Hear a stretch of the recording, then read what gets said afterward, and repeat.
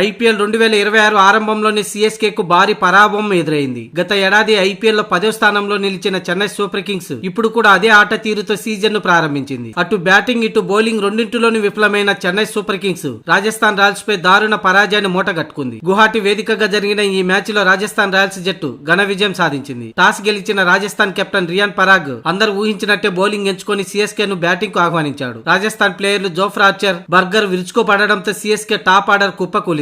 ఆఖరులో Jamie Overton 43 పరుగులతో రాణించడంతో CSK గౌరవప్రదమైన 127 పరుగులకి all out అయింది. ఇక ధోని లేని లోటును తీరుస్తాడని, అటు కీపింగ్ ఇటు బ్యాటింగ్ బాధ్యతలు సక్రమంగా నిర్వర్తిస్తాడని సంజు శాంసన్ ని ట్రేడింగ్ ద్వారా తీసుకుంటే అతడు ఉసూరుమనిపించాడు. 7 బంతులు ఎదుర్కొని కేవలం 6 పరుగులకే బర్గర్ బౌలింగ్ లో బౌల్డ్ అయ్యాడు. ఇక రుతురాజ్ గైక్వాడ్ సైతం 11 బంతుల్లో 6 పరుగులకే పెవిలియన్ చేరాడు. ఫస్ట్ డౌన్ లో వచ్చిన ఆయుష్ మాత్రే 0 పరుగులకే పెవిలియన్ చేరగా, ఆ తర్వాత వచ్చిన మ్యాట్ షాట్ 2 పరుగులకే పెవిలియన్ చేరాడు. ఇలా వచ్చిన వారు వచ్చినట్టే పెవిలియన్ చేరారు. చివరిలో జేమీ ఓవర్టన్ ఒక్కడే పోరాటం చేశాడు. 36 బంతుల్లో 2 4లు 2 6లతో 43 పరుగులు చేశాడు. దీంతో సిఎస్కే కు ఆ మాత్రమైన స్కోర్ వచ్చింది. మొత్తంగా 19.4 ఓవర్లలో 127 పరుగులకి సిఎస్కే ఆల్అౌట్ అయింది. రాజస్థాన్ బౌలర్లలో జోఫ్రా ఆర్చర్, నంద్రే బర్గర్ అలాగే రవీంద్ర జడేజా తలా 2 వికెట్లు దిగా మిగతా వారు తలా 1 వికెట్ దక్కించుకున్నారు. ఇక 128 పరుగుల లక్ష్యంతో బరిలోకి దిగిన రాజస్థాన్ రాయల్స్ ఓపెనర్లు ఆరంభం నుంచే పరుగుల వరద బారించారు. ఓపెనర్ ఎస్ఎస్వి జైస్వాల్, వైభవ్ సూర్యవంశీ బౌండరీల మోతతో ఇన్నింగ్స్ ఆరంభించారు. ఇక బాస్ బేబీ వైభవ్ సూర్యవంశీ తనదైన శైలిలో